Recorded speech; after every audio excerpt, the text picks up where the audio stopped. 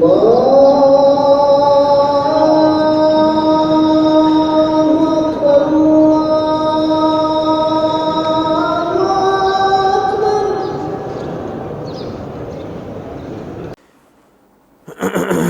باللہ من الشیطان الرجیم، بسم اللہ الرحمن الرحیم۔ 25ویں پارے کا ہم یہاں سے آغاز کرتے ہیں۔ 24ویں پارے کے آخر میں اللہ تعالیٰ نے اپنے عدل کامل کے متعلق فرمایا کہ اللہ رب العزت بروز قیامت کسی کے ساتھ ذرہ برابر بھی ظلم نہیں فرمائیں گے۔ یعنی ظلم کی یہ صورت کہ کسی نے کوئی نیکی کی ہو اور اس کو اس کا بدلہ نہ ملے، ایسا بھی نہیں ہوگا۔ کسی نے کوئی برائی کی ہو اور اس کی برائی کا بدلہ اسے دینے کی بجائے سزا دوسرے کو دے دی جائے، ایسا بھی نہیں ہوگا۔ اور ایسا بھی نہیں ہوگا کہ ایک آدمی نے جرم چھوٹا کیا اور اس کو سزا اس سے زیادہ مل جائے، یہ بھی ظلم ہے۔ تو ظلم کی تمام صورتوں کی اللہ تعالیٰ نے نفی فرما دی۔ اب 25ویں پارے کا آغاز ہوتا ہے اور شروع میں ہی اللہ تعالیٰ نے قیامت کے وقوع کی تاریخ کا علم کا تذکرہ کیا کہ قیامت کے صحیح معنوں میں وقوع ہونے کا علم صرف اللہ کو ہے۔ ہاں، قرب قیامت کی نشانیاں تو بتائی گئیں، علامات سے پہچان بتائی گئی کہ جب ایسا زمانہ آ جائے تو سمجھ لینا کہ قیامت قریب ہے۔ جیسے نبی پاک صلی اللہ علیہ وسلم نے قرب قیامت کی نشانیاں بتاتے ہوئے فرمایا کہ قرب قیامت کی نشانیوں میں سے ہے زمین میں مختلف جگہوں پر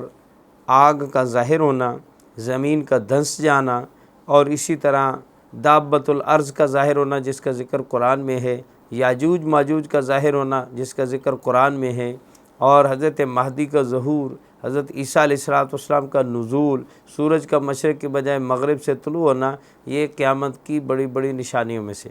اس کے علاوہ چھوٹی چھوٹی بہت ساری نشانیاں ایسی بھی ہیں جو اب تک ظاہر بھی ہو چکی۔ تو اللہ تعالیٰ فرماتے ہیں کہ قیامت کا صحیح معنوں میں علم اللہ کے پاس ہے، اور قیامت ایسے اچانک آئے گی کہ لوگ اپنے ذاتی کاموں میں مشغول ہوں گے اور خرید و فروخت میں مصروف ہوں گے، اور کوئی اپنا کام مکمل نہیں کر پائیں گے کہ اس سے پہلے قیامت آ جائے گی۔ حدیث میں اس کی مزید مثالیں بیان کرتے ہوئے اللہ کے نبی صلی اللہ علیہ وسلم نے فرمایا کہ دودھ والا بھی دودھ نہیں دو پائے گا کہ اس سے پہلے قیامت آ جائے گی، کپڑے والے نے تھان پھیلایا ہوگا اور اس کو سمیٹ نہیں پائے گا کہ قیامت آ جائے گی، اور کوئی آدمی کسی کو وصیت نہیں کر پائے گا اور اس سے پہلے قیامت آ جائے گی۔ یعنی قیامت کا اچانک آنا بالکل ایسے ہے کہ آنن فانن قیامت آ جائے گی۔ پھر اس کے بعد اللہ تعالیٰ نے مشرکوں سے ایک سوال کے متعلق ذکر کیا۔ فرمایا اس دن مشرکوں سے سوال کیا جائے گا کہ تمہارے وہ خدا اور معبود کہاں ہیں جن کو تم میرا شریک ٹھہراتے تھے، لے آؤ ان کو۔ وہ انتہائی ندامت کے ساتھ جواب دیں گے کہ آج ہمارے درمیان کوئی بھی ایسا فرد نہیں ہے یا اللہ جو تیرے علاوہ کسی اور کو شریک قرار دیتا ہو، ہم میں سے کوئی اب شرک کا قائل نہیں ہے۔ یعنی اپنی طرف سے وہ پارسائی پیش کریں گے، لیکن اس وقت ان کی اس پارسائی اور نیکی کا پیش کرنا اور اللہ کی توحید کا قائل ہونا ان کے کسی کام نہیں آئے گا۔ پھر اس کے بعد اللہ تعالیٰ نے انسان کے بارے میں اس کی ایک فطرت کو بیان فرمایا کہ انسان کی عادت یہ ہے کہ یہ بھلائی مانگتا ہوا، اچھائی مانگتا ہوا، اپنے لیے خیر مانگتا ہوا تھکتا نہیں، لیکن دوسرا پہلو کہ جب اس پر کوئی تکلیف آ جائے تو فوراً مایوس ہو جاتا ہے۔ آئندہ کسی پھر بھلائی رکھنے کی اور ملنے کی امید اس کو نہیں رہتی ہے، مایوسی کا شکار ہو کر کہتا ہے کہ لو مجھے تو کوئی بھلائی ملی نہیں، پچھلی پر بھی پانی پھیر دیتا ہے، آئندہ نہ ملنے کے بارے میں بھی اپنے دل میں سوچنے لگتا ہے اور سمجھتا ہے کہ بس سب سے زیادہ کائنات کا محروم ترین انسان میں ہوں۔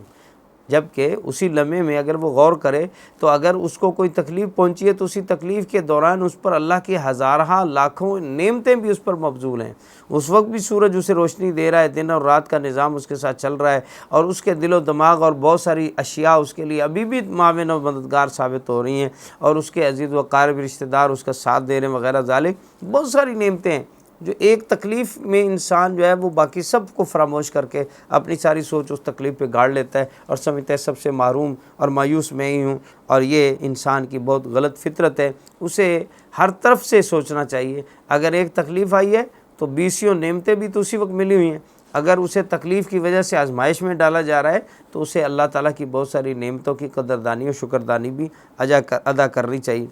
سورہ حمیم کے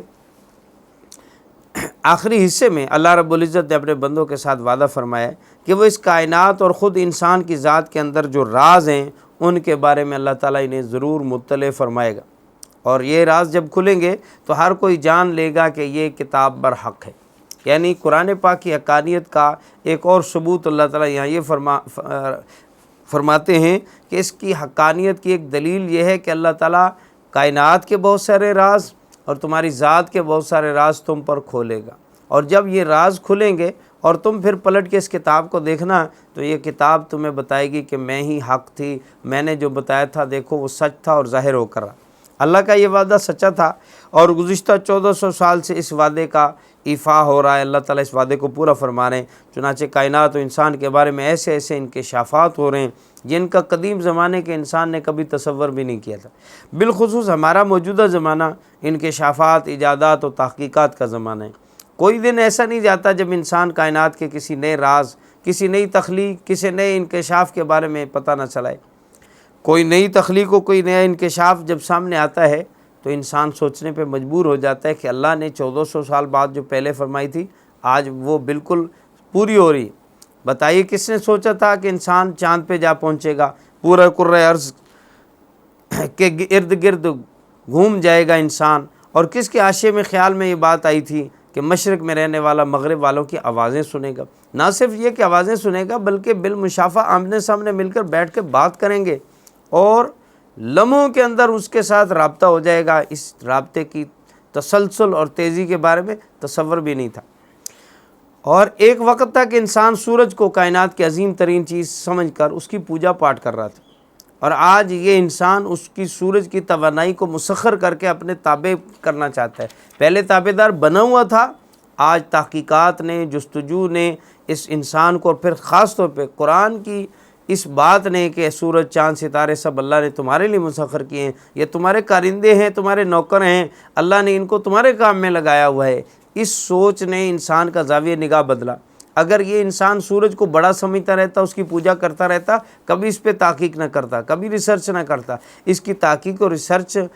کرنے کی بنیادی وجہ یہ ہے کہ قرآن نے اس کے ذہن کو بدلا، چاند، سورج، ستاروں کے بارے میں اس کو اس بات پہ آمادہ کیا کہ یہ سب تو تیرے کام میں بنائے گئے اور تیرے لیے بنائے ہوئے اللہ کے مختلف سیارے اور ستارے ہیں، اللہ نے ان کو تیرے کام میں لگایا ہے۔ لہٰذا اس کے بعد انسان کی سوچ بدلی کہ میں ان پر تحقیق کروں، ریسرچ و جستجو کروں کہ میرے یہ کس کام میں آتے ہیں، کون کون سے فائدے میں ان سے حاصل کر سکتا ہوں، کس طرح میں سورج کی توانائی سے فائدے اٹھا سکتا ہوں۔ چنانچہ آج جتنی شمسی توانائی کے حوالے سے ریسرچ ہو رہی ہے، یہ سب قرآن کی اس پیشن گوئی کی وجہ سے اور قرآن کی اس بات کی وجہ سے کہ اللہ تعالیٰ نے انسانوں کو ان چیزوں کی طرف مبذول فرمایا کہ یہ ان چیزوں سے کئی تحقیقات ہوں گی۔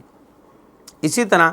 جو اللہ تعالیٰ نے یہاں یہ فرمایا کہ انسان کے اپنی ذات کے بارے میں بھی بہت سارے راز افشا ہوں گے، اور اللہ تعالیٰ انسان کو اس کے اپنے اندر کے بارے میں بہت ساری معلومات دیں گے۔ تو انسان نے اپنے جسم، اس کی بناوٹ، اس کی خصوصیات، اس کے اسرار و رموز کے بارے میں بھی بہت کچھ معلوم کر لیا ہے، اور نئی سے نئی امراض کے علاج کے بارے میں جدید تحقیقیں، جدید طریقہ علاج دریافت ہو چکے ہیں انسان کے اس اندر کے رازوں کو جاننے کی وجہ سے کہ انسان کی مشینری کس طرح کام کر رہی ہے، پھر اس میں خرابی کیا پیدا ہوئی، اس کا علاج کیا ہے۔ اسی طرح نہ صرف یہ بلکہ انسان کے نفسیاتی پہلو کے جو راز تھے وہ بھی بہت سارے منکشف ہو چکے ہیں، لیکن اس کے باوجود کس کے اندر یہ جرأت ہے اور دعویٰ کر سکے کہ جو انکشافات ہو چکے، جو راز معلوم ہو چکے، بس یہی اخیر ہے، اور اب کوئی نیا راز، کوئی نئی تحقیق، کوئی نئی بات باقی نہیں رہی، بلکہ قیامت تک ایسا ہوتا رہے گا اور نئے سے نئے راز، نئے سے نئے انکشافات پھوٹتے رہیں گے، جس سے قرآن کا دائمی معجزہ ہونا ثابت ہوتا رہے گا کہ قرآن یہ ایک وقتی چیز نہیں تھی، بلکہ یہ قرآن ایسی چیز ہے جس نے قیامت تک آنے والے حالات کے بارے میں ہمیں آگاہ کیا ہے۔ اس کے باوجود انسان اللہ کی ملاقات کے بارے میں شک میں مبتلا ہے۔ اللہ رب العزت نے جو انسان کو یہ کائنات دی، اور کائنات کے بعد جیسے اللہ نے بکھیرا ہے ایسے وہ سمیٹنا بھی جانتا ہے۔ جب سمیٹنا جانتا ہے تو ظاہر ہے کہ انسان کو اللہ تعالیٰ اس کائنات سے سمیٹ کر اپنے سامنے لائیں گے، حساب و کتاب لیں گے۔ اسی بات کو اللہ تعالیٰ نے سمجھانے کے لیے یہ بھی فرمایا کہ دیکھو اللہ تعالیٰ نے تمہیں ایک ایسا معجزہ عطا فرمایا علمی طور پر، قرآن پاک کا معجزہ، جو دور جتنا ترقی کرتا جائے گا یہ قرآن اتنا ہی تر و تازہ ہوتا جائے گا اور تمہیں اللہ کے قریب کرتا جائے گا، اور اللہ رب العزت کی ملاقات کا تمہارے اندر یقین پیدا کر دے گا۔ ہمیں چاہیے کہ ہم ان تحقیقات کے نتیجے میں جو ملنے والی اللہ سے ملاقات ہے، اور اللہ تعالیٰ نے جو وعدہ فرمایا ہے اس وعدے کے پورا ہونے پر ہم اللہ کا شکر بجا لائیں اور اللہ کی طرف رجوع کریں۔ اس کے بعد سورہ شورا شروع ہوتی ہے۔ سورہ شورا بھی مکی صورتوں میں سے ہے، اس میں 5 رکوع ہیں، 53 آیتیں ہیں۔ اس کی آیت نمبر 38 میں ایک لفظ ہے وَأَمْرُهُمْ شُورَىٰ بَيْنَهُمْ، کہ اللہ کے پیارے بندے وہ ہوتے ہیں جن کے آپس کے کام مشورے سے طے پاتے ہیں، وہ اپنے کام مشورے سے کرتے ہیں۔ ایمان والوں کی اسی نمایاں صفت کی وجہ سے اس صورت کا نام ہے سورہ شورا۔ دوسری مکی صورتوں کی طرح یہ صورت بھی نظریاتی مسائل پہ بیس کرتی ہے، اور خاص طور پر اس میں وحی اور رسالت کے مضمون کو زیادہ اہمیت دی گئی ہے، اور اللہ تعالیٰ نے اس میں اس بات کو زیادہ سمجھایا ہے۔ سورت کی ابتدا حروف مقطعات سے، جیسے کہ پیچھے گزر چکا، یہ بھی حوامیم میں سے ہے۔ قرآن کے اعجاز کو بتلانے اور اس کی مثل لانے سے مخالفین کا عجز ظاہر کرنے کے لیے اس کی ابتدا میں حروف مقطعات سے اللہ تعالیٰ نے ان حروف کو ذکر کر کے یہ بتایا ہے کہ یہی وہ حروف ہیں جن کو جوڑ کر یہ پورا قرآن بنا ہے۔ تو یہ قرآن کا میٹیریل تمہارے پاس بھی موجود ہے، تم اس جیسی چھوٹی سی صورت بنا کر لے آؤ، اور چھوٹی سی صورت نہیں ایک آیت بھی بنا کر لا دو۔ اگر ایسا نہ کر سکو تو مان لو کہ یہ اللہ کی کلام ہے۔ اگر واقعی انسانی یہ کاوش ہوتی تو تم بھی ان حروف کی ترکیب سے اس جیسا قرآن بنا لاتے، کم از کم ایک چھوٹی سی صورت ہی بنا لیتے۔ تمہارے اس کارنامے کا سب سے بڑا فائدہ یہ ہوتا کہ نہ تو تمہیں پراپوگنڈا کرنے کی ضرورت ہوتی، نہ مالی وسائل استعمال کرنے کی ضرورت ہوتی، نہ جنگوں میں اپنے بیٹوں اپنے بھائیوں کو قتل کروانے کی ضرورت ہوتی، بلکہ اس چیلنج کو قبول کرتے ہی اور یہ چیلنج پورا کرتے ہی تمہارا پلڑا بھاری ہو جاتا اور قرآن والے مغلوب ہو جاتے۔ لیکن ہوا کیا کہ منکرین نے کل بھی اس چیلنج کو قبول نہ کیا، آج بھی نہ کیا، بلکہ وہ جنگ و جدال پر اترے۔ قرآن نے اس زمانے میں بھی جب چیلنج کیا تھا تو جن کو چیلنج کیا تھا وہ بدر میں آئے، وہ احد میں آئے، وہ خندق میں لڑنے کے لیے آئے، لیکن وہ اس میدان مقابلہ میں کہ ہم اس جیسی چھوٹی صورت بنا کر لے آئے ہیں، ہم نے یہ مقابلہ سر کر لیا ہے، اس بات کی طرف نہیں آئے۔ حروف مقطعات سے صورت کا آغاز کرنے کے متصل بعد آپ صلی اللہ علیہ وسلم کو خطاب کرتے ہوئے فرمایا گیا ہے کہ اسی طرح تمہاری طرف اور تم سے پہلے لوگوں کی طرف وہی کرتا ہے اللہ، اور وہ اللہ غالب اور حکمت والا ہے۔ گویا وحی کا سرچشمہ اولین و آخرین کے لیے ایک ہی رہا ہے، اور وہ ہے اللہ کی طرف سے وحی کا نازل فرمانا۔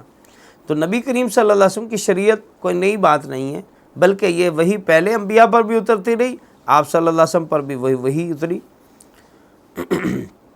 درمیان میں اللہ تعالیٰ نے اپنی عظمت و جلال کو بیان کرنے کے بعد اپنی کچھ خصوصی صفات، جس سے اللہ تعالیٰ کی بڑائی، اللہ کی بزرگی، اللہ کی عظمت، اللہ کی قدرت کے دلائل، آسمان و زمین کا پیدا کرنا اور اس کے سارے نظام کو چلانا، انسانوں کو پیدا کرنا، ان تمام باتوں کو تذکرہ کرنے کے بعد اللہ تعالیٰ وحی اور قرآن ہی کے بارے میں فرماتے ہیں، اسی طرح تمہارے پاس قرآن عربی بھیجا تاکہ اس بڑے شہر مکہ کے رہنے والوں کو اور جو اس کے ارد گرد رہنے والے ہیں ان سب کو اللہ تعالیٰ راستہ دکھائیں، سیدھی راہ پر لائیں۔ وحی اور رسالت کے مضمون کو مؤکد کرنے کے لیے یہ بھی بتایا گیا کہ اللہ کے نزدیک دین ایک ہی ہے، تمام انبیاء کا دین ایک ہی تھا، سب کی دعوت ایک ہی تھی کہ دنیا میں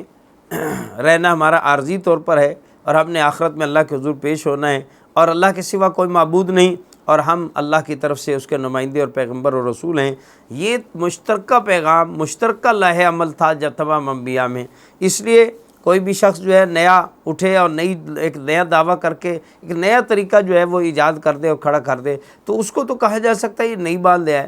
جب ہر نبی تسلسل سے ایک ہی دعوت کو چلا رہا ہے تو یہ اس بات کی علامت ہے کہ اگر پہلے نبیوں کا نبی ہونا ثابت ہو چکا تو بعد میں آنے والا نبی بھی اسی دعوت کو، اسی بات کو عام کر رہا ہے جس کی پہلے دعوت دے رہے تھے، یہ بھی اس کی نبوت و رسالت کی دلیل ہوتی۔ تمام انبیاء کا دین ایک ہے، دعوت دینے کے لیے ہی وہ دنیا میں تشریف لائے، البتہ ان کی شریعتیں مختلف ہیں۔ سب کا دین ایک، دین اسلام، دین اطاعت، دین ایمان، یعنی ایمان کی طرف بلانا اور دعوت دینا، اللہ پر، رسولوں پر، فرشتوں پر، کتابوں پر، باس بعد الموت پر اور اچھی بری تقدیر کے اللہ کی طرف سے ہونے پر سب نبیوں نے دعوت دی ہے، سب کا مشترکہ پیغام ہے۔ چنانچہ اللہ تعالیٰ نے اس کے لیے مزید انبیاء کی کچھ مثال بیان فرمائی۔ حضرت نوح علیہ السلام، ابراہیم علیہ السلام، موسیٰ علیہ السلام، عیسیٰ علیہ السلام، ان 4 انبیاء کا تذکرہ کیا اور ان کی دعوت کا بھی چیدہ ذکر فرمایا کہ کیسے انہوں نے اپنی اپنی قوموں کو دعوت دی اور اللہ کی طرف بلایا، لیکن قوموں نے انہی باتوں کی وجہ سے جس پہ آج نبی صلی اللہ علیہ وسلم کو مسترد کر رہے ہیں اور آپ کا انکار کر کے روگردانی کر رہے ہیں، وہی باتیں انہوں نے بھی کہی تھیں۔ مثلا یہ کہنا کہ آپ تو ہمارے جیسے انسان ہیں، آپ کے اندر تو بشری صفات و خصوصیات ہیں، ہم آپ کی کیسے پیروی کر لیں۔ مثلا یہ کہنا کہ نبی اور رسول تو کوئی بہت زیادہ مالدار ہستی ہونی چاہیے تھی، آپ تو اتنے مال والے نہیں ہیں۔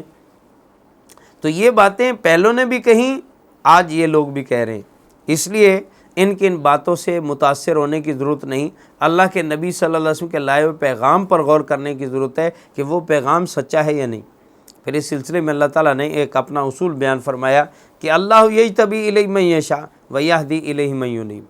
اللہ جس کو چاہتے ہیں اپنی طرف کھینچ لیتے ہیں اور ہدایت ہر اس شخص کو عنایت فرماتے ہیں جو بھی اللہ کی طرف انابت اور رجوع اختیار کرے گا، جو اپنے آپ کو اللہ کی طرف جستجو کے ساتھ کھنچے گا اور اپنے آپ کو اللہ کے قریب کرنا چاہے گا، اللہ تعالیٰ ضرور اس کو اپنے قریب کر لیتے ہیں۔ جو راہ ہدایت دیکھنا چاہے گا، اللہ تعالیٰ ضرور اس کو ہدایت کی راہ دکھا دیتے ہیں۔ یہ تو اللہ کا ضابطہ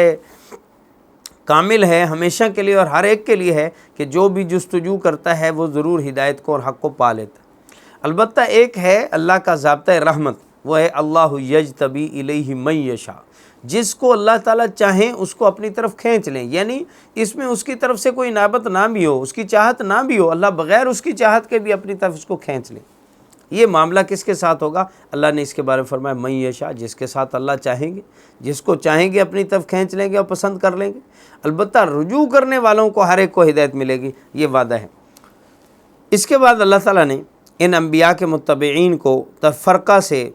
سختی سے منع فرمایا۔ ان حضرات انبیاء، حضرت ابراہیم علیہ السلام، نوح علیہ السلام، موسیٰ علیہ السلام، عیسیٰ علیہ السلام،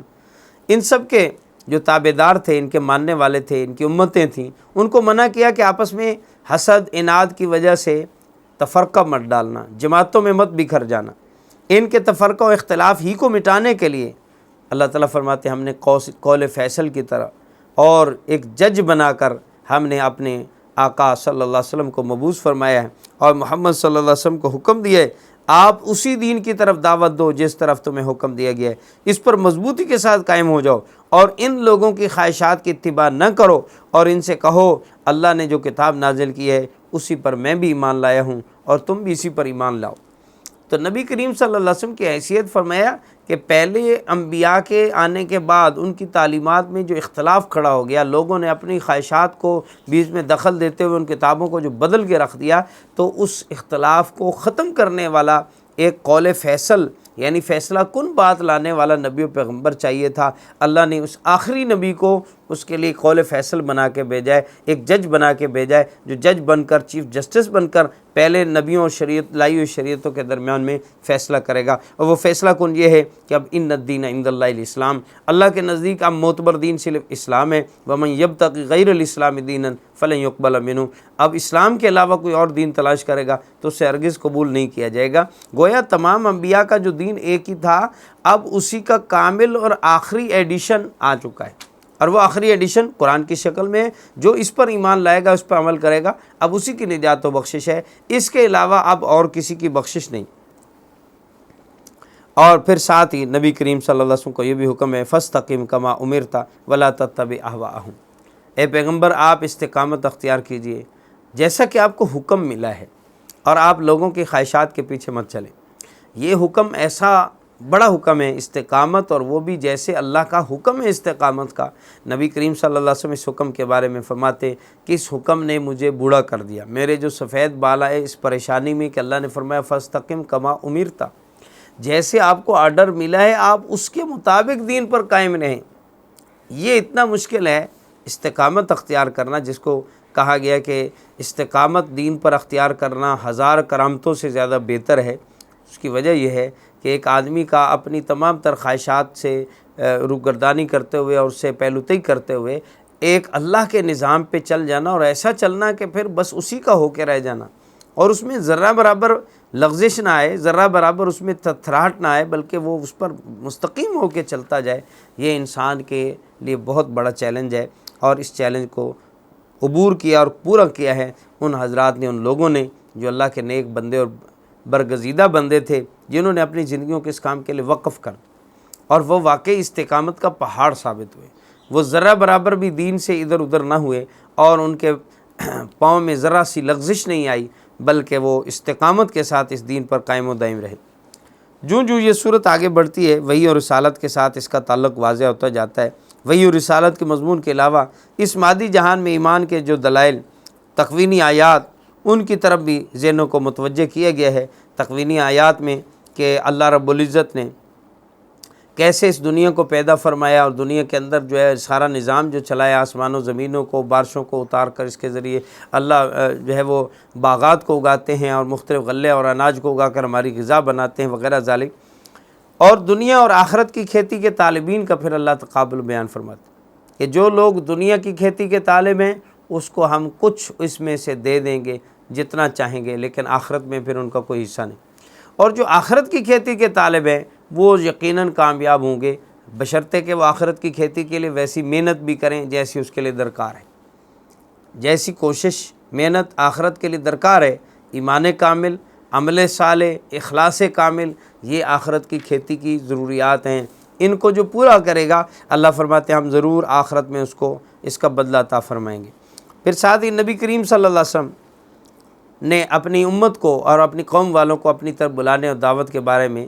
اخلاص کا یقین دلانے کے لیے فرمایا کہ میں تم سے اپنی تبلیغ کا کسی قسم کی اجرت کا سوال نہیں کرتا، ہاں سوائے اس بات کے کہ میری رشتہ داری بھی تو تمہارے ساتھ ہے، میں اپنی رشتہ داری کا تم سے مطالبہ کرتا ہوں کہ رشتہ داری کو نبھاتے ہوئے کم از کم میری مخالفت تو نہ کرو، میرے راستے میں روڑے تو نہ اٹکاؤ، اور مجھے برا بھلا تو نہ کرو، طعن و تشنیع تو نہ کرو۔ جو عزت اور ریسپیکٹ ایک آدمی کو اپنی برادری اور اپنے خاندان والوں سے چاہیے اور درکار ہوتی ہے وہ تو مجھے دو، یہ تو میرا حق بنتا ہے اور میں اس کا مطالبہ کر سکتا ہوں، ہاں البتہ اس کے علاوہ دنیاوی مال و دولت اور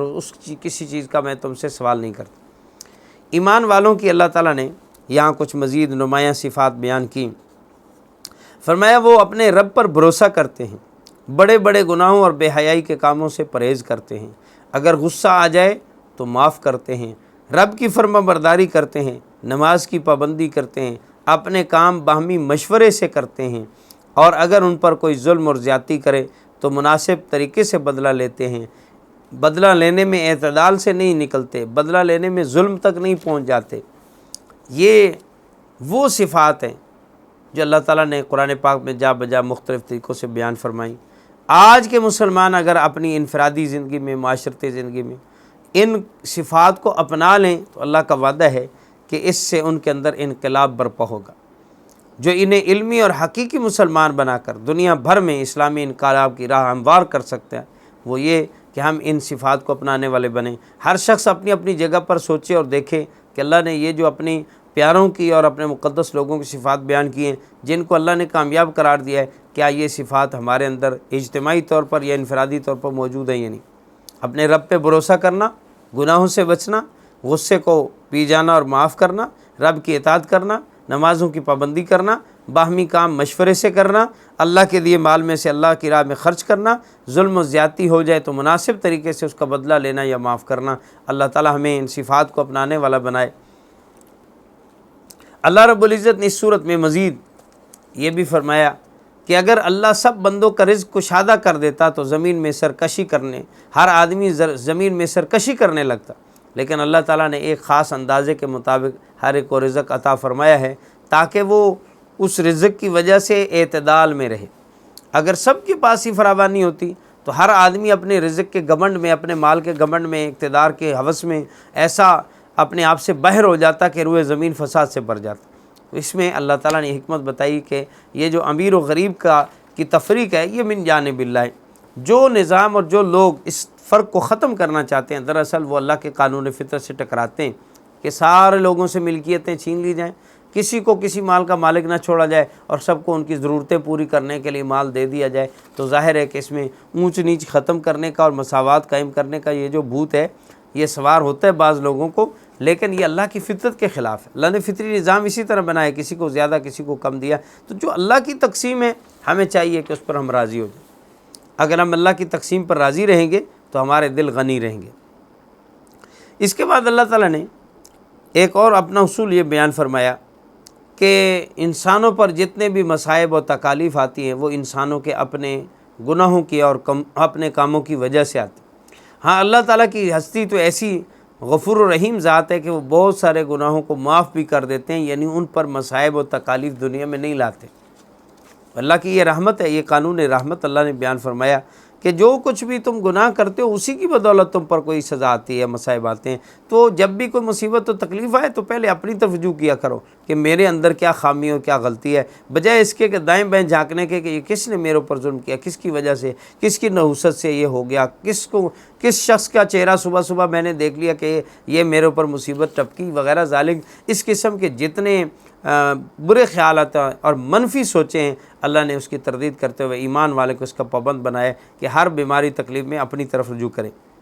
اس کے بعد اس صورت میں ایک اللہ تعالیٰ نے اپنا یہ بھی قانون بیان فرمایا انسانوں کو اپنی قدرت کاملہ اور علم کامل سمجھانے کے لیے اور نظام کے چلانے میں اللہ کا جو ایک دستور ہے، اللہ جیسے چاہتا ہے اس کائنات کا نظام چلاتا ہے۔ فرمایا اللہ جسے چاہتا ہے بیٹیاں دیتا ہے، اللہ جسے چاہتا ہے بیٹے عطا فرماتا ہے، اور جسے چاہتا ہے بیٹے اور بیٹیاں ملے جلے دیتا ہے، اور جسے چاہتا ہے بانجھ کر دیتا ہے۔ اور اللہ ہر شے پہ قادر ہے۔ اللہ کو قدرت تھی، اللہ سب کو بیٹے بیٹیاں دونوں دے دیتا، سب کو بیٹے بھی دے دیتا، سب کو بیٹیاں بھی دے دیتا، سب طرح سے قادر تھا۔ لیکن اللہ تعالیٰ نے خود ایک منصوبہ بندی کی ہے، اور اس منصوبہ بندی کے تحت بعضوں کو صرف بیٹیاں، بعضوں کو صرف بیٹے، بعضوں کو بیٹیاں بیٹے ملے جلے، اور بعضوں کو کچھ بھی نہیں دیا۔ تو منصوبہ بندی تو اللہ نے کر رکھی ہے کہ کیسے کیسے انسانوں کو کتنا بنانا ہے، یہ اللہ کے قبضہ قدرت میں۔ انسانوں کا اب اس میں جو منصوبہ بندی کرنا ہے اور برتھ کنٹرول کرنا ہے، یہ دراصل اللہ کے مقابلے میں جرت و جسارت کرنا ہے اور اللہ کے قانون فطرت کے ساتھ ٹکرانا ہے۔ ہم اس بات کے اہل نہیں ہیں کہ ہم اللہ تعالیٰ کے قانون سے ٹکرائیں۔ اللہ تعالیٰ ہمیں ان باتوں پہ عمل کرنے کی توفیق عطا فرمائے۔ یہاں سورہ شورى کی آخری دو آیتوں میں اللہ نے وحی اور رسالت کا ذکر کیا، اور اسی پر اس سورت کا اختتام فرمایا۔ گویا کہ اس سورت کا ابتدا بھی یہیں سے، انتہا بھی یہیں سے، تو اس میں بتا دیا کہ وحی اور رسالت یہ اللہ کی طرف سے ہے، اور اللہ وحی اور رسالت کے ذریعے سے بندوں کو رہنمائی فرما کر اپنے جائز و ناجائز کے راستے بتاتے ہیں، اور جو لوگ اس سے بھٹک جائیں، اس کو چھوڑ بیٹھیں، تو وہ پھر اپنی عقل کے بل بوتے پر جب چلنے کی کوشش کرتے ہیں تو پھر شیطان کی طرح گمراہ ہوتے ہیں۔ اللہ ہمیں اس گمراہی سے بچنے کی توفیق دے۔ اس کے بعد سورہ زخرف مکی صورت ہے، اور اس صورت میں بھی مکی صورتوں کی طرح اللہ رب العزت نے اصول ایمان کو بیان فرمایا۔ اور زخرف جس کا نام ہے، آیت نمبر 35 میں زخرف کا لفظ آیا ہے کہ سونے اور زینت کے معنی میں یہ آتا ہے، اور اس صورت میں بھی چونکہ بتایا گیا ہے کہ اللہ رب العزت کافروں کو سونے کے اور چاندی کے گھر دے دیتا اگر ایمان والوں کے آزمائش میں پڑنے کا خدشہ نہ ہوتا۔ سورت کی ابتدا حوامیم سے ہوئی۔ حضرت صلی اللہ علیہ وسلم کے دائمی معجزہ قرآن کے ذکر کے ساتھ اس سورت کا آغاز ہوتا ہے کہ اللہ نے اس روشن و واضح کتاب کی قسم کھا کر فرمایا کہ ہم نے اس قرآن کو عربی زبان میں اتارا ہے تاکہ تم سمجھو، اور یہ قرآن بڑی عظیم کتاب یعنی لوح محفوظ میں ہمارے پاس لکھی ہوئی ہے، اور بڑی فضیلت اور حکمت والی یہ کتاب ہے۔ یہ تو اس کتاب کے آغاز میں، اس سورت کے آغاز میں اللہ تعالیٰ نے قرآن کی عظمت بیان فرمائی تاکہ لوگ اس قرآن کی طرف متوجہ ہوں، اس کی حقانیت کا یقین کرتے ہوئے اس کے آنے والے مضامین پہ غور کریں۔ چونکہ یہ اللہ کا کلام ہے، اور اللہ تعالیٰ نے جا بجا ہر صورت میں تقریباً شروع میں پہلے قرآن کی عظمت بتائی، قرآن کا لوگوں کو گرویدہ بنایا۔ آج ہماری بدقسمتی یہ ہے کہ کافروں کو ہم کیا قرآن پہ یقین دہانی کرائیں، ہمارے مسلمانوں کو ہی قرآن کے بارے میں وہ یقین، وہ تقدس، وہ اس کے بارے میں جو بڑائی و عظمت ہونی چاہیے تھی وہ نہیں رہی ہے کہ اس کے قریب آئیں، اس کو سمجھیں، سیکھیں کہ اللہ کی وحی ہے، اللہ راستہ بتا رہے ہیں، اس کے ذریعے سے ہم دنیا میں کیسے گزارا کریں اور کیسے وقت گزاریں، اللہ تعالیٰ کی لائی ہوئی بات کو ہم مانیں، اس کے پیچھے چلیں۔ تو اس لیے اس پر اتنا تکرار ہے کہ یہ اللہ کی کتاب ہے، یہ اللہ کی کتاب ہے، اللہ نے اس کو اتارا ہے، اور یہ بڑی حکمت والی کتاب ہے، بڑی تفصیل سے اللہ نے اس میں احکام بتائیں، اس کو اتنا زور دیا گیا ہے۔ یوں لگتا ہے کہ آج کے زمانے کی غفلت کو اللہ تعالیٰ دیکھ رہے تھے، اور پھر اللہ تعالیٰ نے جا بجا قرآن میں غفلت قرآن سے برتنے والوں کو سخت وعیدیں بھی سنائی ہیں کہ اگر اسی طرح غفلت میں گزار دو گے تو اس کا انجام بہت برا ہوگا۔ اس کے بعد سورہ زخرف میں اللہ تعالیٰ نے بہت سارے اپنے دلائل قدرت کو بیان کیا ہے کہ اللہ تعالیٰ کن کن چیزوں پہ قادر ہیں اور ان کی قدرت کن کن دلائل سے واضح اور مشاہدے میں آ رہی ہے۔ ہم ان دلائل قدرت پہ ذرا غور کریں اور سمجھیں، جس سے اللہ کی وحدانیت بھی سمجھ آئے گی، اللہ کا وجود باری تعالیٰ بھی سمجھ آئے گا، اللہ کا معبود حقیقی ہونا بھی سمجھ آئے گا کہ واقعی عبادت کے اور سجدے کے لائق اور جس ہستی کو فالو کیا جائے، جس کی پیروی کی جائے، وہ تو بس اللہ ہی کی ذات ہے۔ ان دلائل پہ ہم غور کرتے ہیں۔ سورہ زخرف کے اندر اللہ تعالیٰ نے جو اپنے دلائل قدرت کو اپنا گواہ قرار دیا ہے، ہم ان ذرا دلائل پہ پہلے ایک نظر ڈالتے ہیں مختصر سی۔ فرمایا کہ یہ آسمان کی نیلی چھت، یہ زمین کا فرش، یہ بلند و بالا پہاڑ، یہ بہتی ہوئی نہریں، یہ تا حد نظر پھیلے ہوئے سمندر، یہ آسمان سے قطرہ قطرہ برسنے والی بارشیں، اور یہ سطح آب پہ رواں دواں کشتیاں اور جہاز، اور یہ ہر قسم کے چوپائے جو کھانے کے کام بھی آتے ہیں، نقل و حمل کے ذریعے کے طور پر بھی استعمال ہوتے ہیں، ان کے اندر تمہارے لیے اور بھی بہت سارے فوائد ہیں۔ اللہ تعالیٰ ان دلائل قدرت کو بیان فرماتے ہیں، اور ساتھ ہی یہ بتاتے ہیں کہ یہ سب چیزیں ایسی ہیں، یہ گواہی دے رہی ہیں کہ ان کو پیدا کرنے والا، ان کو استعمال کرنے والا، ان کو تمہارے تابع بنانے والا کوئی ہے۔ اور یہ گواہ ایسے ہیں کہ ان کی گواہی شہری بھی سن سکتا ہے، دیہاتی بھی سن سکتا ہے، ان کی زبان عالم بھی سمجھ سکتا ہے، جاہل بھی سمجھ سکتا ہے۔ یہ اللہ کی قدرت کے گواہ کل بھی موجود تھے، یہ اللہ کی قدرت کے گواہ آج بھی موجود ہیں۔ ضرورت اس بات کی ہے ان آنکھوں کو اس طرح متوجہ کیا جائے جو ان دلائل قدرت کو، ان گواہوں کی گواہی کو دیکھ سکیں، ان کانوں کو متوجہ کیا جائے جو ان دلائل کو سن سکیں، ان دلوں کو متوجہ کیا جائے جن دلوں پر ان قدرت کے شواہد اور قدرت کے گواہوں کی بات اثر کرے، اور وہ دل اللہ کی طرف کھنچیں، اور آنکھیں اللہ رب العزت کے سامنے آوزاری کریں اور روئیں، اور کان اللہ رب العزت کی اس کلام پر لبیک کہتے ہوئے متوجہ ہوں۔ ضرورت اس بات کی ہے کہ ہم ان دلائل سے سبق حاصل کریں، اور سبق سیکھنے کے بعد اللہ کے سامنے جھک جائیں،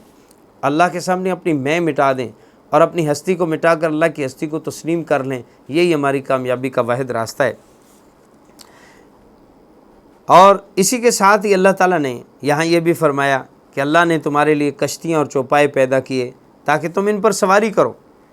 اور جب اس پر تم سوار ہو جایا کرو تو پھر یہ دعا پڑھا کرو، سبحان الذی سخر لنا ھذا وما کنا لہ مقرنین وانا الی ربنا لمنقلبون۔ یہاں پر رک کر ایک بات سمجھنے کی، اللہ تعالیٰ نے یہاں سواریوں میں دو سواریوں کا تذکرہ کیا، کشتیاں اور جانور۔ اصل میں یہاں اللہ رب العزت دو چیزوں کے اس ذکر کرنے سے سواریوں کی دو قسموں کی طرف اشارہ کرنا چاہتے ہیں۔ ایک وہ قسم کی سواریاں ہوں گی جس میں تمہارا اپنا عمل دخل بھی ہے، تم بھی اپنے ہاتھ سے کچھ ان کو بناتے ہو، جیسے کشتیاں ہیں۔ اس زمانے میں کشتیاں تھیں، اس کے علاوہ بحری بیڑے، جہاز، اور دنیا کے اندر اور پہیے پر چلنے والی بے شمار سواریاں جو انسان کی ایجاد ہیں اور انسان کا عمل دخل اس میں ہے۔ دوسری قسم کی وہ سواریاں ہیں فرمائے جن میں تمہارا عمل دخل نہیں، اللہ نے پیدا کر دیں، جیسے گھوڑا ہے، گدھا ہے، خچر ہے، یہ اس زمانے کے اعتبار سے سواریاں تھیں، اونٹ تھے۔ تو اس میں انسان کی تخلیق کا اثر نہیں، بلکہ براہ راست اللہ تعالیٰ کی تخلیق کار فرمائیں۔ اور جس سواری پر بھی تم سوار ہو جاؤ تو فرمایا کہ یہ دعا پڑھو، اللہ کے حضور میں دعا کرو کہ سبحان الذی سخر لنا ھذا، پاک ہے وہ ذات بلند و بالا، ہر عیب سے پاک ہستی، پاک ہے اس بات سے کہ اسی نے اس سواری کو ہمارے لیے مسخر کر دی۔ اب یہ سواری مسخر ہونے والی اگر چوپایوں جانوروں میں سے وہ تو بنائی اللہ نے، اور اگر انسانوں کی ذات میں سے ہے تو وہ اس اعتبار سے اللہ نے مسخر کی کیونکہ اس کا مٹیریل تو اللہ نے دیا، اس کی طرف شعور اور عقل بھی تو اللہ نے دیا کہ ایسی سواری بنا لو۔ اللہ نے مسخر کر دیا اس سواری کو تمہارے لیے، اور وما کنا لہ مقرنین، ہم اس پر قابو پانے والے نہ تھے۔ خصوصاً جو جانوروں میں سے جانور ہیں، انسان کی طاقت سے بھی زیادہ طاقتور جانور ہیں، ہاتھی جیسے جانور ہیں، اور گھوڑوں جیسے اور اونٹوں جیسے جانور ہیں، وہ انسان سے بہت زیادہ طاقت رکھنے کے باوجود انسان کے آگے اگر جھکے ہوئے ہیں تو اس وجہ سے کہ اللہ تعالیٰ نے ان کو اس کے تابع کر دیا۔ اور آخری جو جملہ ہے وہ بہت ہی قابل غور و تعلیم والا ہے، ہمارے لیے سبق سیکھنے والا ہے کہ وَإِنَّا إِلَىٰ رَبِّنَا لَمُنْقَلِبُونَ۔ اے کسی بھی جگہ پہ سفر کرنے والے مسافر، دنیا کے ان عارضی اور وقتی سفروں کو کرتے ہوئے اپنے دائمی اور ہمیشہ کے سفر آخرت کو مت بھولنا۔ تو جیسے دنیا میں ایک منزل پہ پہنچنے کے لیے جا رہا ہے، اسی طرح آخرت کی منزل بھی تیرے سامنے اور قریب ہے، اس کو بھی ہمیشہ یاد رکھو، اور اس سواری کے لیے، اس کے لیے بھی سواری کا انتظام، زاد راہ، توشہ، سب چیزیں اس کے لیے بھی لیا کرو۔ جیسے دنیا میں سفر کرتے ہوئے ہم اس سفر کے اسباب کو اپناتے ہیں اور چاہتے ہیں کہ منزل مقصود پر آرام کے ساتھ پہنچیں، تو آخرت کی منزل کو پانے اور پہنچنے کے لیے بھی اس کے اسباب کو اپنائیں، اس کو نہ بھولیں۔ تو یہ صورت زمانہ جاہلیت کی ایک اور انتہائی قابل نفرت سوچ کا بھی تذکرہ کرتی ہے۔ ایک طرف ان کی نفسیات یہ تھی کہ وہ بیٹیوں سے سخت نفرت کرتے، اور دوسری طرف وہ اللہ رب العزت کے لیے بیٹیاں فرشتوں کو قرار دیتے ہیں کہ فرشتے اللہ کی بیٹیاں ہیں۔ اللہ تعالیٰ نے ان کو اس بات پر، ان کی اس غلط سوچ پر انہیں احساس دلایا اور فرمایا کہ جن بیٹیوں کو تم اتنا برا سمجھتے ہو، نفرت کرتے ہو، کہ ان کو زندہ دفن کر دیتے ہو۔ اس بیٹی کی ذات گو اپنی ذات میں وہ حقیر نہیں ہے اور غلط نہیں ہے، لیکن تمہاری سوچ کے مطابق اگر وہ گھٹیا ہے تو ایسی چیز کو تم اللہ کی طرف منسوب کر کے اللہ کی بیٹی کیسے قرار دیتے ہو؟ اللہ کے بارے میں یہ جرأت و جسارت کیسے کرتے ہو؟ اگر اللہ تعالیٰ کو اولاد کی ضرورت ہو بھی تو وہ بہترین اولاد اپنے لیے منتخب کرے گا، وہ تمہارے کہنے اور سوچنے کے مطابق ایک گھٹیا چیز کو اپنی اولاد کیوں بنائے؟ اس کا مطلب یہ ہرگز نہیں کہ اگر بیٹے بنایا جاتا فرشتوں کو یا کسی کو بھی اللہ کے لیے تو وہ تو گوارا تھا، نہیں۔ دراصل یہ جواب مخاطب کی ذہنی سطح کے مطابق ہوتا ہے، جس کو الزامی جواب کہا جاتا ہے، کہ اس پہ مخاطب پہ الزام عائد کرتے ہوئے جواب دیا جاتا ہے کہ جب ایک چیز تمہیں خود پسند نہیں ہے اور خود اچھا نہیں سمجھتے ہو تو دوسروں کے لیے اس کو کیسے پسند کرتے؟ سورہ زخرف میں اس کے بعد مشرکین کے ایک اور دعوے کی تردید کی گئی کہ ابو الانبیاء حضرت ابراہیم علیہ السلام کا تذکر کرتے ہوئے، جن کے بارے میں مشرکین کا دعویٰ تھا کہ ہم تو ملت ابراہیمی پر ہیں، ہم شریعت ابراہیمی پر عمل پیرا ہیں، ہمارے جد امجد تو ابراہیم علیہ السلام، اور ہم تو اپنے بڑوں کی پیروی کرتے آ رہے ہیں۔ اللہ تعالیٰ نے یہاں ان کے دعوے کی تردید کرتے ہوئے فرمایا کہ یہ بتوں کے پجاری کس منہ سے اپنے آپ کو ابراہیم علیہ السلام کی شریعت کا پیروکار کہتے ہیں، جبکہ آپ کا عقیدہ توحید اور ان کا عقیدہ شرک پر مبنی ہے۔ وہ توحید کے علمبردار، توحید کے سردار اور توحید کے بڑے ہی متوالے تھے، اور توحید کے لیے انہوں نے بڑی بڑی قربانیاں سہی ہیں، اور یہ شرک میں مبتلا ہیں۔ دونوں کے عقائد و نظریات ہی ایک جیسے نہیں ہیں تو یہ ان کی شریعت پہ کیسے ہو سکتے ہیں؟ دونوں کا آپس میں عمل نہیں ملتا، یہ ان کے اولاد ہونے کے اور اپنے آپ کو جانشین کہنے کے حقدار کیسے بن سکتے ہیں؟ تو یہاں ایک بہت بڑا اہم مسئلہ سمجھا دیا ہم سب کے لیے کہ ہم کسی کی طرف بھی اگر مذہبی طور پہ یا کسی اعتبار سے بڑا ہونے کا رشتہ جوڑتے ہیں، نسبت قائم کرتے ہیں کہ ہماری ان بزرگوں سے نسبت ہے، ہم ان بڑوں کے ماننے والے ہیں، چاہنے والے ہیں، تو ہمارے لیے ضروری ہے کہ ہم ان کا اعتقاد، ان کا عقیدہ، ان کا نظریہ، ان کا عمل بھی اپنے اندر ثابت کریں، تو اس سے ہمارا ثبوت ملے گا کہ واقعی ہمارا ان سے تعلق ہے۔ اگر ہمارے اندر ان کے والے اعمال اخلاق نہیں ہیں، ہم صرف ان کے نعرے تو لگاتے ہیں، ان کے باتیں تو کرتے ہیں، ہمیں ان کے ساتھ عشق و محبت کے دعوے تو ہیں، لیکن ان والا عقیدہ نہیں ہے، نظریہ نہیں ہے، سوچ نہیں ہے، عمل نہیں ہے، تو پھر ہمارے کھوکھلے دعوے ہیں، دعووں کے سوا کچھ نہیں۔ جیسے کہ مشرکین بھی بت پرستی میں ڈوبے ہوئے اور دعویٰ کرتے ہیں توحید کے علمبردار حضرت ابراہیم علیہ السلام کے ساتھ اپنے آپ کو جوڑنے کی۔ اسی کلمے کہ جب حضرت خاتم النبیین صلی اللہ علیہ وسلم نے ان مشرکین کو دعوت دی، جس کلمے کی طرف حضرت ابراہیم علیہ السلام بلا رہے تھے، کلمہ توحید کی طرف، تو اس بات پر تو اور زیادہ ان کو افسوس ہوا اور دکھ و ملال کے ساتھ یہ کہنے لگے کہ آپ اس کلمے کی طرف ہمیں دعوت دے رہے ہیں، لگتا ہے آپ تو جادوگر ہیں، آپ جادو کی طرف ہمیں بلانا چاہتے ہیں، ہم اس طرف آنے والے نہیں۔ اللہ کے رسول صلی اللہ علیہ وسلم کے بارے میں ان کا تصور، ان کی سوچ انتہائی حماقت اور جہالت پر مبنی تھی۔ وہ کہتے ہیں کہ یہ قرآن دونوں بڑے شہروں میں سے کسی بڑے آدمی پر کیوں نہ نازل کیا گیا؟ یعنی ان کے نزدیک رسالت و نبوت کا منصب کسی مالدار کے لیے مناسب تھا اور جچتا تھا، کسی فقیر آدمی کے لیے تو یہ عہدہ مناسب نہیں۔ چنانچہ آپ علیہ السلام کی نسبت تو کہتے ہیں کہ مکے کے ابو طالب کے یتیم بھتیجے کے لیے ہی رہ گئی تھی بات کہ اس کو نبی اور رسول بنایا جائے، نعوذ باللہ۔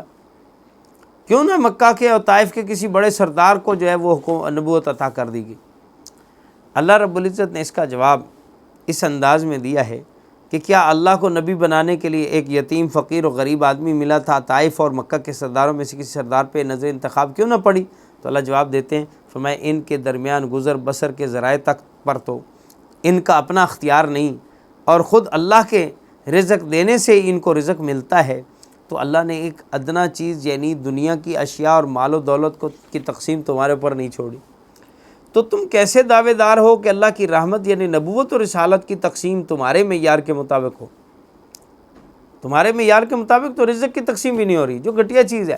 اللہ نے تمہارے اوپر نہیں چھوڑا کہ تم رزق کو تقسیم کرو، جیسے قرآن پاک میں دوسری جگہ فرمایا کہ اگر رزق کے خزانے ان کے حوالے کر دیے جاتے تو یہ کنجوسی اور بخل کی وجہ سے کسی کو کچھ نہ دیتے۔ یہ تو ایک کھجور کا دانہ بھی کسی کو دینا گوارا نہ کرتے، بلکہ گٹلی کے اوپر لگا ہوا دھاگا بھی کسی کو نہ دیتے۔ یہ تو اللہ کی رحمت ہے کہ اس نے خزانے اپنے پاس رکھے اور خود رزق تقسیم کر رہے ہیں۔ اور رزق کی تقسیم سے بھی اونچی تقسیم ہے نبوت کی تقسیم۔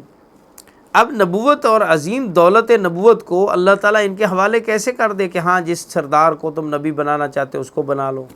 جس مکہ والے کو، طائف والے کو بنانا چاہتے اس کو بنا لو، جہاں تمہارے مالی مفادات ہیں اس کو بنا لو۔ ایسا تو نہیں ہو سکتا۔ اللہ نے نبوت اور رسالت کو اپنے ہاتھ میں رکھا ہے اور جس کو مناسب سمجھا اسے نبوت عطا کی ہے۔ باقی دوسری بات کہ نبوت کا تعلق مال و دولت کے ساتھ نہیں ہے۔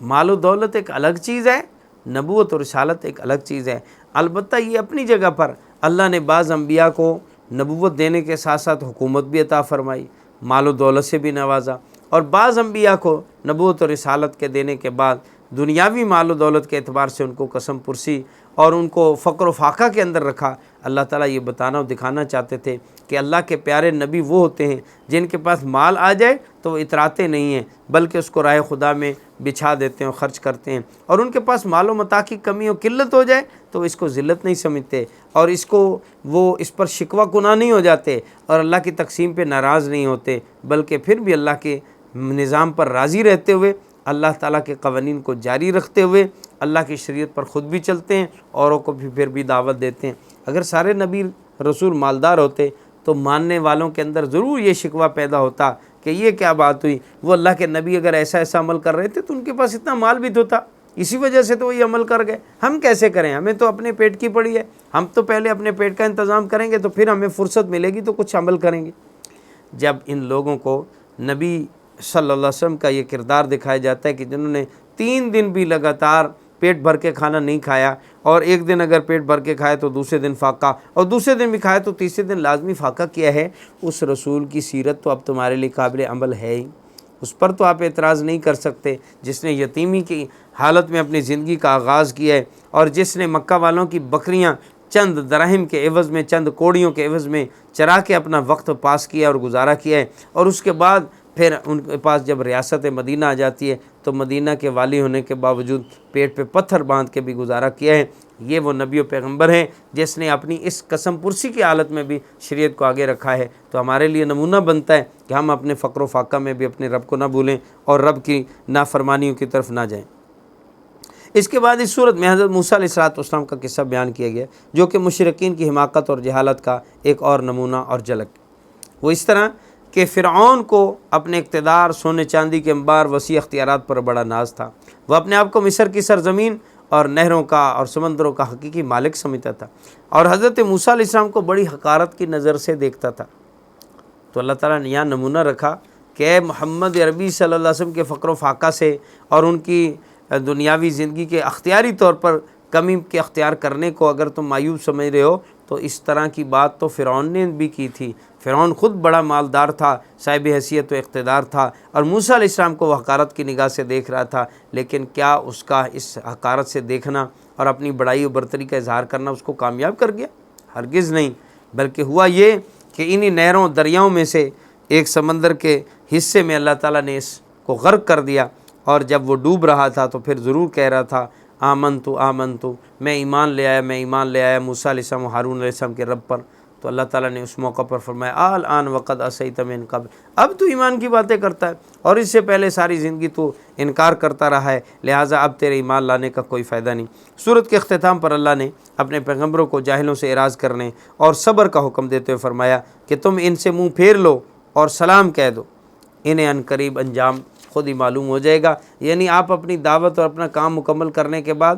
آپ جاہلوں سے الجھیں مت، صبر اور حوصلے سے کام لیں اور ان کو سلام متارکت کہہ دیں۔ سلام کی مختلف قسمیں ہوتی ہیں، ایک سلام ہوتا ہے ملنے کا سلام، ایک سلام ہوتا ہے الوداعی سلام۔ ان کو الوداعی سلام کہہ دیں کہ پھر سلام ہے تم پر، تم بھی انتظار کرو ہم بھی انتظار کرتے ہیں۔ یہاں پہ آ کر اس سورہ زخرف کی انتہا ہوتی ہے، اور اس میں ایک خاص بات جو یہ ہے کہ اللہ رب العزت نے اس صورت میں یہ بھی فرمایا کہ دنیا کے اندر دنیا کی بنا پر جو دوستیاں تھیں وہ آخرت میں دشمنیوں میں بدل جائیں گی، اور سوائے متقین کے باقی سب لوگ آپس میں ایک دوسرے کے دشمن بن کر ایک دوسرے سے اپنا حق وصول کرنے کے طالب بن جائیں گے۔ لہٰذا دنیا کے مفادات کے لیے کی جانے والے تعلقات دنیا میں ہی بعض اوقات پھیکے پڑ جاتے ہیں، اور دنیا میں ایک دوسرے کے مفادات کے خلاف جب دیکھا جاتا ہے کہ میرے مفاد پہ زد پڑ رہی ہے تو وہ اس کی مخالفت پہ اور دشمنی پہ اتر ہی آتا ہے۔ لیکن اگر دنیا میں بالفرض کسی کے مفادات پورے ہوتے رہے اور وہ اپنا تعلق بحال بھی رکھے گا، آخرت میں جا کر یہ ضرور دوستیاں دشمنیوں میں بدل جائیں گی۔ اور اس کے علاوہ اللہ تعالیٰ نے یہاں زخرف میں جو ایک خاص بات فرمائی، جس کا شروع میں ذکر کیا کہ اگر ایمان والوں کے ایمان سے پھر جانے کا خدشہ نہ ہوتا، اللہ ہر کافر کو سونے اور چاندی کا محل دے دیتے، اور اس کی سیڑھیاں بھی چاندی کی بنی ہوئی ہوتی۔ اللہ تعالیٰ یہ فرماتے ہیں کہ ہم ہر کافر کو اس طرح دے دیتے، کس لیے؟ آزمانے کے لیے۔ تو دراصل مال و دولت کا ملنا یہ کوئی اللہ کے ہاں قبولیت و مقبولیت کی دلیل نہیں ہے، بلکہ اللہ کی آزمائش ہے۔ اگر مزید اس میں اللہ نے آزمانا چاہا ہوتا تو اللہ ہر کافر کو ہی سونے چاندی کا گھر دے دیتے، تو کہیں ایسا نہ ہو کہ لوگ اس سونے چاندی کا گھر لینے کے لیے کافر بنانا شروع ہو جائیں۔ اس لیے فرمایا ہم نے اتنے بڑے امتحان میں تمہیں نہیں ڈالا، اور اس لیے ہر کافر کو ایسا نہیں دیا۔ لیکن بات سمجھا دی اس آیت کے ذریعے سے، فرمایا کہ بھئی اللہ تعالیٰ نے اگر کافروں کو زیادہ مالی طور پر حیثیت دی ہے تو یہ ان کی قبولیت و مقبولیت کی دلیل نہیں ہے، بلکہ یہ امتحان و آزمائش ہے۔ اس کے بعد سورۃ دخان شروع ہوتی ہے۔ سورۃ دخان مکی ہے اور اس سورت میں 3 رکوع ہیں۔ سورت کے اندر فَارْتَقِبْ يَوْمَ تَأْتِي السَّمَاءُ بِدُخَانٍ مُبِينٍ کے الفاظ آئے ہیں، جس کی وجہ سے اس سورت کو سورۃ دخان کہتے ہیں۔ اسی دخان اور دھوئیں کی نسبت ہے سورت کا نام دخان ہے۔ یہ مکہ والوں پر اللہ تعالیٰ کی طرف سے ایک قحط پڑا تھا، اور جس کی وجہ سے ان کی بھوک کی وجہ سے حالت یہ ہوگی کہ آسمان کی طرف دیکھتے تو انہیں دھواں نظر آتا۔ اس دھوئیں کی وجہ سے سورت کا نام دخان۔ اسی طرح اس سورت میں بطشۃ الکبریٰ کا ذکر بھی آیا کہ اللہ تعالیٰ کی ایک بڑی پکڑ، کیا وہ بڑی پکڑ گزر چکی ہے یا آنے والی ہے؟ دونوں قول ہیں حضرات مفسرین کے۔ بعض نے فرمایا کہ بڑی پکڑ سے مراد بدر کی پکڑ تھی، اللہ کی بہت بڑی گرفت تھی، 14 سردار ان کے مارے گئے، اور اس کے علاوہ بھی 70 ان کے سرکردہ مارے گئے، 70 قیدی ہوئے، یہ ان پہ اللہ کی بڑی گرفت اور پکڑ آئی تھی۔ اور دوسری یہ کہ بطشۃ الکبریٰ سے مراد قیامت ہے، قیامت کی بڑی بڑی نشانیوں کو بطشۃ الکبریٰ قرار دیا۔ اس کے بعد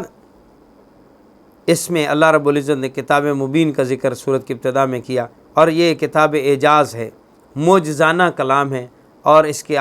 معجزانہ احکام و مضامین کو اللہ تعالیٰ نے بیان کرتے ہوئے اللہ نے اس کی قسم کھائی اور فرمایا کہ ہم نے اس کتاب کو مبارک رات میں نازل کیا ہے، جس سے مراد لیلۃ القدر ہے، جو ساری راتوں سے افضل رات ہے۔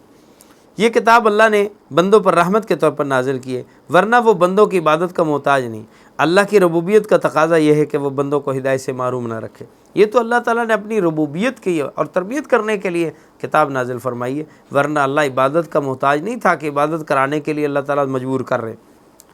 لیکن مشرکین و کفار قرآن اور بعث بعد الموت کے بارے میں پھر بھی شک کرتے ہیں۔ حضور اکرم صلی اللہ علیہ وسلم کے زمانے کے فرعونوں کو حضرت موسیٰ علیہ السلام کی مخالفت کرنے والے فرعون کے انجام سے ڈرایا گیا اس صورت میں بھی، اور اس میں بتایا گیا کہ فرعون کے پاس اس کی ملکیت میں سونے کے انبار بھی تھے، باغات کی بہتات بھی تھی، 20 محلات بھی تھے، سونا اگلتی زمینیں بھی تھیں، لاکھوں خدام اور حشم اور لاکھوں کی فوج بھی تھی۔ مختصر یہ کہ جو کچھ مصر میں تھا وہ سمجھتا تھا کہ میرا ہی میرا ہے، اور وہ سمجھتا تھا میں جس کو چاہوں یہاں رکھوں، جس کو چاہوں نکال دوں، میں سب اختیارات کا مالک۔ وہ ہر جاندار اور بے جان چیز کا اپنے آپ کو مالک سمجھتے ہوئے خدائی کا دعوے دار ہو گیا۔ لیکن یہ سب کچھ اس کے کسی کام نہ آیا، اور اپنے مظلوموں اور محکوموں کی نظروں کے سامنے دریا کی بے رحم موجوں میں غرق ہو گیا۔ پھر آمن تو کہتا رہا کہ میں ایمان لایا ہوں، لیکن اس کا یہ ایمان لانا بھی اس کے کسی کام نہ آ سکا۔ پھر اللہ نے یہ کیا کہ جو کچھ اس نے پیچھے چھوڑا تھا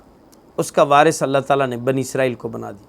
جو کل کے محکوم تھے آج وہ حاکم بن گئے، جو کل کے مملوک تھے آج وہ مالک بن گئے، جو کل کے غلام تھے آج وہ آقا بن گئے۔ اب ان کو اللہ تعالیٰ نے دوسرے پہلو سے آزمائش میں امتحان میں ڈالا، اور پہلے غلامی کی صورت میں ان کو آزمایا جا رہا تھا، اب آقا بنا کر، حاکم بنا کر، مالک بنا کر ان کو آزمایا جا رہا ہے۔ تو یہ صورتیں ہیں اللہ کی آزمائش کی۔ کسی حال میں بھی بندے کو جو ہے وہ اللہ کی رحمتوں سے مایوس نہیں ہو جانا چاہیے، اور پھر اللہ کی رحمتوں سے غافل بھی نہیں ہو جانا چاہیے، بلکہ ہر صورت میں یہی سوچنا چاہیے کہ موجودہ میرے حالات میں میرے رب کا حکم کیا ہے، تاکہ میں اپنے رب کا حکم پورا کرتے ہوئے اللہ رب العزت کو کے ہاں سرخرو ہو سکوں۔ پھر اس صورت میں اللہ رب العزت نے گناہ گاروں کے لیے جو جہنم میں عذابات تیار کر رکھے ان کا تذکرہ کیا۔ فرمایا ان کے لیے شجرہ زقوم زقوم کا کڑوا درخت ہے، اور اسی طرح ان کے کھانے کے لیے اللہ رب العزت نے اس درخت کو بنایا ہے، اور یہ بھی ایسا گرم تلچھٹ کی طرح جو پیٹوں میں جوش مارے گا، اور اس کی گرمی و شدت کی وجہ سے پکاریں گے کہ پیاس، پانی، تاکہ اس کی اندر کی جو گرمی ہے اس کو ہم ختم کر سکیں۔ پانی کے طور پر ان کو کھولتا ہوا پانی اور کچلو پیش کیا جائے گا، اس کو جب وہ گھونٹ گھونٹ کر پئیں گے اور اپنے اندر لے کر جائیں گے تو پھر اس کی وجہ سے مزید ان کو تکلیف ہوگی کہ ان کی انتڑیاں تک گل کر سڑ کر باہر آ جائیں گی۔ اللہ تعالیٰ کی طرف سے ان کو خطاب ہوگا، چکھو اب اس کا مزہ، جو دنیا میں تم صاحب اقتدار بنتے تھے، بڑے عزت والے بنتے تھے اپنے آپ میں، آج یہ اسی کا مزہ ہے جو تمہیں چکھایا جا رہا ہے۔ پھر اس کے مقابلے میں اللہ جنتیوں کا ذکر کرتے ہیں کہ جنتیوں کو ہر قسم کے پھل اور میوے دیے جائیں گے، ریشم کے موٹے اور باریک ریشم کے لباس پہنائے جائیں گے، حور عینہ سے ان کو نوازا جائے گا، اور اللہ کی وہ بے شمار نعمتیں جن کا دنیا میں تصور بھی نہیں کیا جا سکتا، اللہ تعالیٰ ان سب کو عطا فرمائیں گے۔ سورت کے اختتام پر اللہ نے ان ہولناک عذابوں کا ذکر کیا جن کا سامنا ان نافرمانوں کو کرنا پڑے گا، اور چھوٹی سی عقل میں نہ سما سکنے والی ان نعمتوں کا ذکر ہے جن سے اللہ کے نیک بندوں کو اللہ نوازیں گے۔ اللہ تعالیٰ نے ان نعمتوں کا بھی مختصر سا ذکر کیا۔ سورہ جاسیہ مکی صورت ہے، اور اس صورت میں 4 رکوع ہیں۔ اس صورت کے اندر وَتَرَىٰ كُلُّ أُمَّةٍ جاسیہ کے الفاظ آئے ہیں کہ تم میں سے ہر فرقے کو دیکھو گے کہ وہ گھٹنوں کے پل بیٹھا ہو، بروز قیامت اللہ کے سامنے اپنی عاجزی کا اظہار کرنے کے لیے لوگ گھٹنوں کے بل بیٹھ جائیں گے کہ اب ہمارے بارے میں جو بھی فیصلہ ہے وہ اللہ کی طرف سے ہوگا۔ یہ ایک قسم کے اللہ کے خوف و ہیبت کی کیفیت ہوگی کہ دربار الہی میں لوگ گھٹنوں کے بل بیٹھے ہوں گے، اور اس صورت میں اس خوفناک منظر کا بھی بیان ہے جو اللہ تعالیٰ قیامت والے دن یہ برپا کریں گے۔ قرآن کا یہ انداز ایسا ہے کہ جس کی وجہ سے یوں لگتا ہے کہ اللہ تعالیٰ پورا ایک منظر کشی کر دیتے ہیں، پورے اس منظر میں انسان کو لے آتے ہیں۔ اس صورت کا آغاز بھی حروف مقطعات سے ہوتا ہے، اور اکثر صورتوں کی ابتدا میں ہمارے آقا صلی اللہ علیہ وسلم کے سب سے بڑے معجزے قرآن عظیم کا ذکر بھی ہوا۔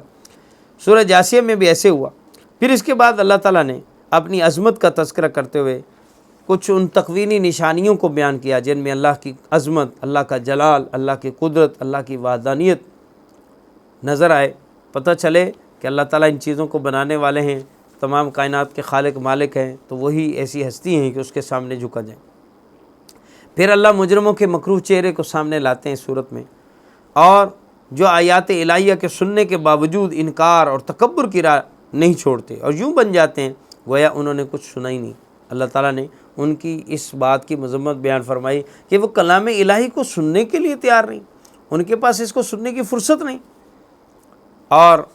ان کا یہ استکبار، ان کا تکبر بالآخر ان کے لیے سزا کا باعث بنے گا۔ آخرت میں ان کے لیے جہنم ہوگی، بلکہ جہنم میں جانے سے پہلے ہی ان کو چیونٹی کی شکل میں اللہ تعالیٰ محشر میں جمع کریں گے۔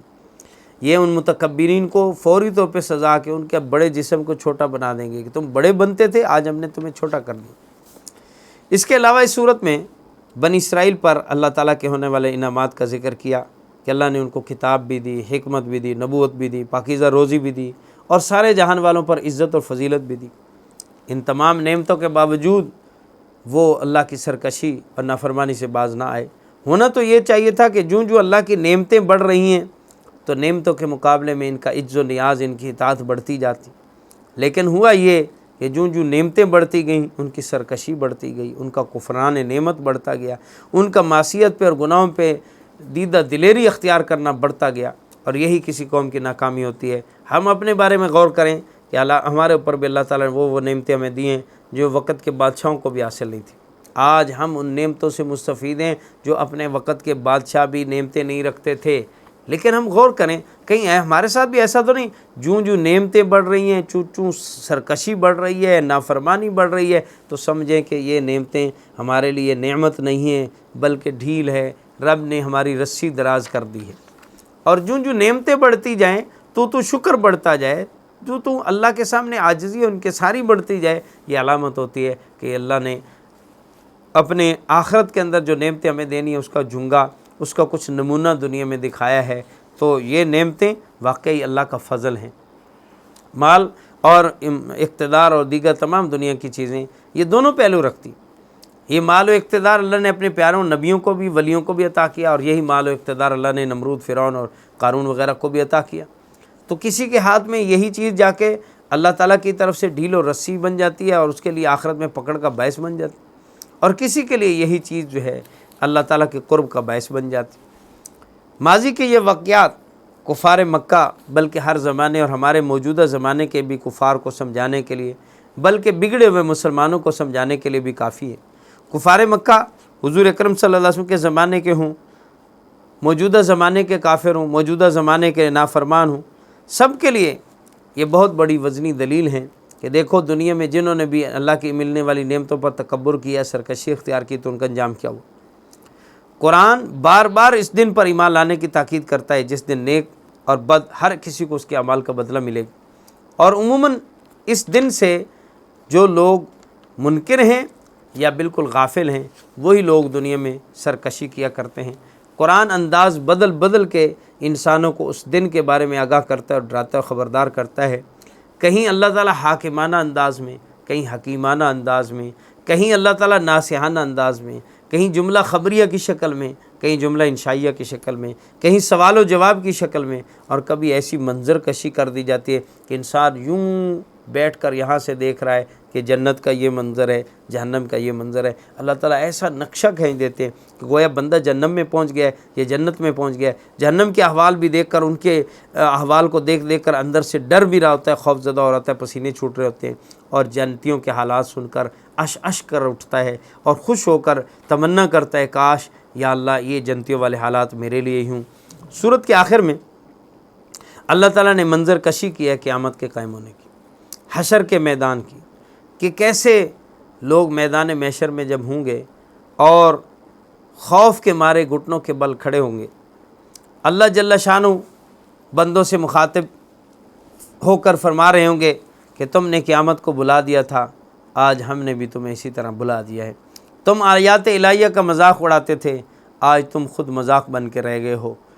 لہٰذا ہمیں بھی سوچنے کی ضرورت ہے، ہم اس منظر کو اپنے سامنے لائیں اور اس منظر کو ہمیشہ اپنی زندگی کے اندر اصول بنائیں کہ کوئی بھی قدم اٹھانے سے پہلے، کوئی بھی کام کرنے سے پہلے ہم اس کے جائز ناجائز کو دیکھیں، اس کے حلال حرام ہونے کو پرکھیں، اور اس میں اگر ہماری رغبت، ہمارا شوق، ہمارا مفاد اگر حرام اور گناہ کی طرف جا رہا ہو تو ذرا تھوڑی دیر کے لیے رک کر جہنم کی منظر کشی کو، قرآن کی اس منظر کشی کو سامنے لائیں کہ جب ساری امتیں گھٹنوں کے بل اللہ کے حضور میں کھڑی ہوں گی، خوف و ہراس پھیلا ہوگا، نہ جانے کیا ہمارے بارے میں فیصلہ ہمیں ہمیشہ کے لیے جہنم میں ڈالا جاتا ہے، یہ کیا بند، ہم بھی سوچا کریں۔ تو انشاءاللہ یہ سوچ، یہ شعور ہمیں ہر گناہ سے روک لے گا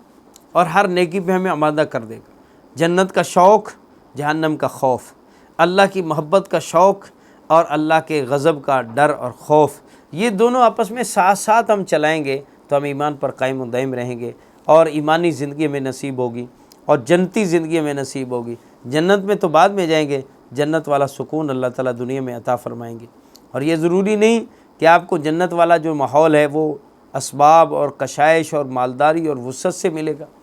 بلکہ جنتی ماحول کا اصل میں پیش خیمہ اور اصل بات جو ہے وہ ہے سکون کا ملنا۔ اگر دائیں بائیں مصائب ہی کیوں نہ ہوں لیکن آدمی پرسکون ہو، یہ کیفیت اللہ تعالیٰ عطا فرما دیں تو سمجھے کہ جنتی ماحول میں رہ رہے ہیں۔ ہمارے آقا صلی اللہ علیہ وسلم کو غار ثور میں دشمنوں نے دہانے پہ آ کے جو ہے وہ کھڑے ہو گئے ہیں، حضرت صدیق اکبر رضی اللہ عنہ گھبرائے ہوئے ہیں، اور آپ علیہ السلام اس حالت میں بھی جب کہ دشمن آپ کے سروں پر پہنچ چکے ہوں تو آپ کیا فرماتے ہیں؟ لا تحزن ان اللہ معنا، پریشان نہ ہو، گھبراؤ نہیں، اللہ ہمارے ساتھ۔ یہ ہے وہ قلبی سکون جو دشمن تلوار لے کر سر پہ آ کے کہہ دے کہ من یمنعک منی یا محمد، اے محمد صلی اللہ علیہ وسلم آپ کو اب مجھ سے کون بچائے گا، تو آپ پورے اطمینان و وقار سے فرماتے ہیں اللہ بچائے گا۔ تلوار گرتی ہے، آپ اسے اٹھاتے ہیں اور فرماتے ہیں من یمنعک منی، اب تمہیں مجھ سے کون بچائے گا، تو وہ معذرت خانہ رویے پہ اتر کر کہتے ہیں آپ کریم ہیں، آپ رحیم ہیں، رحمت للعالمین ہیں، آپ تو رحم کرنے والے ہیں، لہٰذا مجھ پر رحم کیجئے، مجھے معاف کر دیجئے۔ آقا معاف کرتے ہیں تو اس کے لیے کلمے اور ایمان لانے کا سبب بن جاتا ہے۔ تو یہ ہے وہ سکون کی دولت جو فقر و فاقے میں بھی اللہ تعالیٰ عطا فرماتے ہیں، جو مال و دولت کے اسباب ناتے ہوئے بھی عطا فرماتے ہیں۔ یہ ہے جنتی زندگی بسر کرنا، جنتیوں والے اخلاق کو اپنانا۔ اللہ مجھے آپ کو پوری انسانیت کو عمل کرنے کی توفیق عطا فرمائے۔ صدق اللہ العلی العظیم۔ یہاں پہ 25واں پارہ مکمل ہوا۔